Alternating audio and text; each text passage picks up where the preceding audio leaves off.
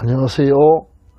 세상에 소망의 소식을 전파하는 철수목사TV의 김철수 목사입니다. 여러분 만나 뵙게 되어 대단히 반갑습니다. 이 시간 여러분의 영혼이 잘됨같이 범사가 잘되고 강건하시기를 우리 주 예수 그리스도의 이름으로 축원합니다. 오늘은 사람을 살리는 한마디 말이라는 제목으로 어떤 말이 사람을 살리는 말인가에 대하여 같이 생각해 보고자 합니다. 언어는 하나님께서 인간에게 주신 가장 큰 축복 중에 하나입니다. 그런데 말은 우리가 일반적으로 생각하는 것보다 훨씬 더 엄청난 능력을 가지고 있습니다. 짧은 시간에 말의 능력과 중요성에 대해서 다 설명하기는 어렵습니다. 다만 성경 잠언 18장 21절 상반절에 보면 죽고 사는 것이 혀의 힘에 달렸다라고 했으니 다른 것은 더 말할 필요도 없겠습니다. 임재양 외과병원의 임재양 원장 역시 그에 져서 의사의 말 한마디라는 책에서 의사의 말 한마디가 환자의 생사를 좌우할 수 있다는 임상 고백을 담았습니다. 그런가 하면 말은 양날의 칼과 같아서 잘못 사용하면 그 파괴력 또한 엄청납니다. 성경 야고보서 3장 6절에 의하면 혀는 꼭 불이요 불의의 세계라. 혀는 우리 지체 중에서 온 몸을 더럽히고 삶의 수레바퀴를 불사르나니 그 사르는 것이 지옥불에서 난다고 했습니다. 오늘은 말의 긍정적인 측면, 즉 사람을 살리는 말에 대해서 말씀을 드리고자 합니다. 어떤 말이 사람을 살리는 말일까요? 첫째, 용서하고 수용하는 말입니다. 가늠하다가 현장에서 붙잡힌 여자가 있었습니다. 당시 유대나라 율법 신명기서 22장 22절에서 24절대로라면 이 여자의 죄는 돌에 맞아 죽어야 하는 투석행위에 해당됩니다. 사람들은 여인을 끌고 와서 그 처벌에 대해 예수님의 의견을 물었습니다. 잠시 침묵하신 후 예수님은 모인 무리들을 향하여 너희 중에 죄 없는 자가 먼저 돌로 치라고 말씀하시는데 그 말을 듣고 양심의 가책을 느낀 사람들이 모두 자리를 떠나고 말았습니다. 여인이 홀로 남았을 때 예수님은 두려워 떨고 있는 여인에게 나도 너를 정죄하지 아니하노니 가서 다시는 죄를 범하지 말라고 사죄를 선포하셨습니다. 하마터면 영원히 수치를 뒤집어 쓰고 죽을 뻔했던 여인이 예수님의 용서의 말 한마디에 생명과 인생을 회복할 수 있는 기회를 얻게 된 것입니다. 예수님으로부터 사죄의 선포를 들었던 그 여인은 평생의 그 고마움과 감동을 잊을 수가 없었을 것입니다. 제가 개인적으로 가장 좋아하는 성경 구절 가운데 마태복음 9장 2절 말씀이 있습니다. 마태복음 9장 2절 하반절을 인용합니다. 소자야 안심하라 내 죄 사함을 받았느니라. 죄와 실수를 용서한다는 말보다 더 아름다운 말도 드물 것입니다. 사죄의 선포는 죄와 실수로 인해 발생하는 모든 두려움과 공포라는 흉악의 결박을 풀어주는 위대한 일입니다. 이처럼 용서한다, 괜찮다라는 말은 사람을 살리는 말입니다. 제가 군에 입대하여 대구에서 후반기 교육을 받을 때 있었던 일입니다. 어느 날 훈련병 서기였던 저를 대대본부 서기병이 호출했습니다.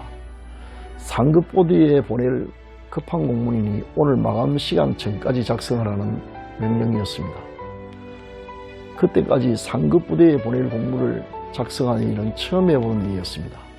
지금과 달라서 당시 군에서의 문서 작성은 모두 수기로 해야 했습니다.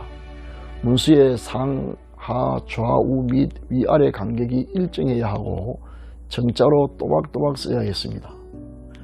고참 서기병들이 작성한 공문을 보면 이게 과연 사람의 손으로 작성한 게 맞나 의심될 정도로 정교했습니다. 저는 최선을 다했음에도 불구하고 오전 업무가 시작될 무렵에 받은 명령인데 전심때가 지나도록 문서작업에 진전이 없었습니다. 잘 만들어야 한다고 생각하면 할수록 더 긴장되어 오히려 잘 되지를 않았습니다. 결국 마감 시간이 임박하도록 완성을 못하고 말았습니다. 제게 돌아올 책임 추궁을 생각하니 눈앞이 캄캄했습니다. 그때 대대서기병이 저를 찾아와서 작성한 공문을 달라고 요청했습니다. 저는 두려워 떨면서 완성하지 못한 공문을 내놓고 끔찍한 처분을 기다리고 있었습니다. 그러나 잠시 후 저는 제 귀를 의심할 수밖에 없는 말을 들었습니다. 그때까지 들어본 적이 없는 말이었습니다. 괜찮아. 처음엔 다 그렇지 뭐. 앞으로 더 잘할 수 있을 거야. 내가 작성해서 올릴 테니 걱정하지 마. 제 실수를 용서하고 수용하는 그 말 한마디를 듣는 순간 제가 받았던 감동은 말로 다 표현할 수가 없습니다. 그 고참병이 마치 천사처럼 여겨졌습니다. 괜찮아. 처음엔 다 그렇지 뭐. 앞으로 더 잘할 수 있을 거야. 지금까지 생생하게 기억나는 그 한마디의 말을 평생 잊지 못할 것입니다. 그날 저는 결심했습니다. 나도 누군가에게 그렇게 말할 수 있는 사람이 되자. 그리고 그 결심을 실천하기 위해 지금까지 노력하고 있습니다. 여전히 잘 되고 있지 않지만 앞으로 계속하여 노력할 생각입니다. 둘째, 장점을 찾아내어 인정하는 말입니다. 예수님은 칭찬에 인색하지 않으셨습니다. 오히려 제자들의 좋은 점에 대하여 칭찬을 아끼지 않으셨습니다. 베드로가 바른 신앙 고백을 했을 때 바요나 시모나 내가 복이 있도다라고 하셨으며 나다나엘을 보시고 보라 이는 참 이스라엘 사람이라 그 속에 간사한 것이 없도다라고 칭찬하셨습니다. 누군가로부터 자신의 장점을 인정받고 칭찬받을 때 사람은 변화되고 더 발전합니다. 우리가 다른 사람을 칭찬하려면 그 사람의 장점을 볼 수 있는 눈이 있어야 합니다. 아무리 부족한 사람이라 할지라도 분명히 한 가지 이상의 장점이 있습니다. 그 장점을 발견해내는 것이 매우 중요합니다. 사람에게 있는 작은 장점, 작은 잠재력이라도 끌어내어 진심 어린 칭찬과 격려를 할 때 사람이 변화되는 것을 목회와 교육 현장에서 많이 경험했습니다. 제가 목회 초년 시절에 있었던 경험을 소개하겠습니다. 제가 목회하던 교회는 농촌의 작은 교회였습니다. 부임에 갔을 때 양동업을 하던 이 집사님이 계셨습니다. 약 200마리 정도의 돼지를 사육하고 있었는데 보통 힘든 일이 아니었습니다. 종일 논사에서 작업을 해도 시간이 항상 모자랐습니다. 형편이 그러하니 주일 오전 예배에만 간신히 출석하고 있었습니다. 그런데 소문에 의하면 예수 믿은 지 오래되었음에도 불구하고 여전히 음주 습관을 끊지 못했을 뿐만 아니라 주량도 엄청나다는 것입니다. 아마 고된 일을 하다 보니 술림으로 버텨냈을지도 모릅니다. 그러나 교인들 중에는 이 집사님을 형편없는 신앙인으로 생각하는 분들도 있었습니다. 이 집사님도 신앙생활을 제대로 못하는 자신에 대하여 자괴감에 빠져 있었습니다. 저는 부임한 후 한 달 동안 그를 유심히 지켜보았습니다. 그리고 한 달 후 집사님을 만났습니다. 제가 이 집사님에게 집사님을 존경합니다 라고 말했더니 이 집사님은 크게 당황했습니다. 누군가로부터 존경합니다 라는 말을 난생 처음 들어보았기 때문입니다. 아이 놀리지 마세요. 그가 대답을 했습니다. 아닙니다. 집사님을 진심으로 존경합니다. 제가 집사님을 존경하는 이유는 이렇습니다. 만약 제가 집사님 처지였더라면 아마 주일 오전 예배에도 참석하지 못했을 것입니다. 그러나 집사님은 그 힘든 생활 가운데서도 단 한 번도 빠지지 않고 주일 오전 예배에 참석하는 것을 보고 저는 그 성실하심에 감동을 받았습니다. 집사님은 정말 대단하신 분입니다. 저는 마음에 없는 말을 집사님에게 듣기 좋아라고 한 것이 아니었습니다. 그를 유심히 지켜본 결과 진심으로 드린 말씀이었습니다. 그날 이후 그가 얼마나 멋진 신앙인으로 변화되었는지는 알 사람은 다 압니다. 이처럼 사람을 세워주는 말이 갖는 힘이 얼마나 큰지 모릅니다.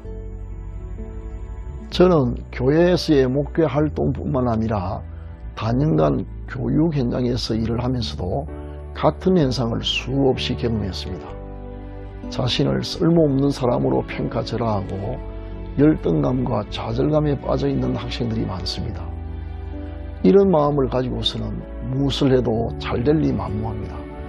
그러나 학생들을 유심히 살펴보면 반드시 한 가지 이상의 장점이나 가능성이 있게 마련입니다. 어느 날 기말고사 채점을 마친 후 한 여학생을 불렀습니다.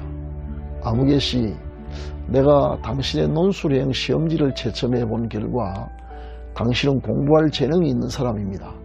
앞으로 대학원에 진학하여 공부하기를 바랍니다. 하고 말했더니 그가 무척 당황해했습니다. 사실인즉 그 여학생은 어릴 때부터 우울증이 심하여 대학 1학년 재학 중 다니던 학교를 중퇴하고 제가 강의하던 학교에 등록했던 것입니다. 그러니 그 학생이 내 말이 믿어질 리가 없었을 것입니다. 처음엔 반신반의하던 그 학생은 결국 제 말을 받아들였고 열심히 노력한 끝에 높은 경쟁률을 뚫고 대학원에 수석 합격하여 3년간 수업료를 면제받았으며 졸업 후 사역을 잘하고 있다는 소식을 들었습니다. 이처럼 본인들조차 자신에게 있는 장점이나 가능성을 잘 알지 못하는 경우가 많습니다. 그러나 우리가 좋은 눈으로 잘 관찰하면 사람에게 내재되어 있는 장점을 찾아낼 수 있습니다. 그러기 위해서는 도토리 한 알에서 무성한 도토리 숲을 볼 수 있는 눈, 작은 사과씨 한 개에서 잘 익은 수많은 열매가 주렁주렁 매달린 사과나무를 볼 수 있는 눈이 있어야 합니다. 셋째, 믿음의 말입니다. 믿음의 말이란 신앙에 입각한 긍정적인 언어를 가리킵니다. 말이 씨가 된다는 말이 있습니다. 성경 민수기 14장 28절 하반절을 인용합니다. 여호와의 말씀에 내가 내 삶을 두고 맹세하노라. 너희 말이 내 귀에 들린 대로 내가 너희에게 행하리라. 이같이 우리가 사용하는 말은 선박의 키와 같아서 우리 인생에 가는 방향을 좌우합니다. 그러므로 우리는 언어 사용에 매우 신중해야 합니다. 무엇보다 부정적인 말을 버리고 항상 믿음으로 긍정적인 말을 해야 합니다. 올해 목회 경험을 통하여 사용하는 말에 따라 사람의 장래가 달라지는 것을 많이 볼 수 있었습니다. 예수님은 나를 치료하시는 분이시다. 믿음의 기도는 반드시 응답된다. 하나님은 내 편이시다. 나를 사랑하는 하나님으로 말미암아 나는 모든 환난을 반드시 이긴다. 모든 것이 합력하여 선을 이룬다. 하나님은 때를 따라 돕는 은혜를 주신다. 하나님은 우리의 모든 필요를 넉넉히 채우신다. 믿음의 기도는 병든 자를 구원한다. 이와 같이 성경의 모든 약속들이 다 긍정적입니다. 그러므로 함부로 말하지 말고 성경의 약속에 기초하여 믿음으로 말해야 합니다. 부정적인 말을 건절하고 긍정적인 말에 익숙하기까지는 의도적인 노력이 필요합니다. 부정적인 말을 단 한마디도 사용하지 않겠노라고 결심하고 실천해보면 그동안 우리가 얼마나 부정적인 말을 많이 사용해 왔던가를 알 수 있습니다. 최소한 3주간 즉 21일 이상 부정적인 말은 단 한마디도 사용하지 않고 긍정적인 말만 사용하는 연습을 적극적으로 하면 우리의 말이 변하면서 우리의 삶도 달라지기 시작합니다. 복된 삶으로 전환되기를 바란다면 무엇보다 우리의 말을 긍정적인 믿음의 말로 반드시 바꾸어야 합니다. 지금까지의 내용을 요약 정리해 보겠습니다. 사람을 살리는 한마디의 말은 어떤 말입니까? 첫째, 용서하는 말입니다. 둘째, 장점을 찾아내어 칭찬하는 말입니다. 셋째, 믿음의 말입니다. 아무쪼록 항상 사람을 살리는 말을 사용하여 많은 사람들에게 유익을 주고 여러분의 삶도 복되시기를 기원합니다. 지금부터는 회복과 치유를 위한 기도의 시간입니다. 비록 짧은 시간이지만 믿음으로 간절히 기도할 때 반드시 기도가 응답될 줄 믿습니다. 혹시 병이 있으신 분들은 손을 환부에 얹으시고 다른 소원이 있으신 분들은 손을 포개어 가슴에 얹으시기를 바랍니다. 이제 기도를 시작하겠습니다. 영원한 사랑으로 우리를 사랑하시는 하나님 아버지, 우리를 위해 베풀어 주셨던 형언할 수 없는 크신 은혜에 진심으로 감사드립니다. 거룩하신 하나님, 그동안 우리의 잘못된 은행을 다 용서하여 주옵소서. 특별히 말로 지은 죄를 용서하여 주옵소서. 성령님께서 우리 마음의 생각과 우리 입술의 말을 주장하셔서 항상 사람을 살리는 말을 하게 하옵소서. 지금 한부의 믿음으로 손을 얹어 사오니 이 시간 성령님께서 우리 몸을 관통하여 주셔서 우리의 모든 병든 것이 깨끗하게 낫게 하여 주옵소서. 우리 마음의 소원을 다하시는 사랑이 많으신 우리 하나님, 믿음으로 드리는 우리의 모든 기도에 응답하여 주옵소서. 올해가 지금까지 살아온 날 중에 최고의 해가 되게 하옵소서. 코로나로 인한 세계적인 재앙이 속히 물러가게 하옵시며 우리의 남은 생을 복음 전도의 일꾼으로 하나님의 영광을 위해 살게 하옵소서. 우리 구주 예수 그리스도의 이름으로 기도드립니다. 아멘. 사랑하는 시청자 여러분, 오늘은 여기에서 아쉬운 작별의 인사를 나누어야 하겠습니다. 다가오는 추석 명절 은혜 가운데 잘 보내시고 다음 주에 건강한 모습으로 다시 반갑게 뵙겠습니다. 감사합니다. 여러분의 좋아요와 구독 신청은 복음을 널리 전파하는 데 큰 힘이 됩니다. 성경을 몇 구절 인용하고 마치겠습니다. 누가복음 6장 37절 말씀입니다. 비판하지 말라. 그리하면 너희가 비판을 받지 않을 것이요 정죄하지 말라. 그리하면 너희가 정죄를 받지 않을 것이요 용서하라. 그리하면 너희가 용서를 받을 것이요. 다음은 사사기 6장 12절 말씀입니다. 여호와의 사자가 기드온에게 나타나 이르되 큰 용사여 여호와께서 너와 함께 계시도다 하매. 마지막으로 마태복음 9장 29절부터 30절 상반절 말씀입니다. 이에 예수께서 그들의 눈을 만지시며 이르시되 너희 믿음대로 되라 하시니 그 눈들이 밝아진지라. 아멘.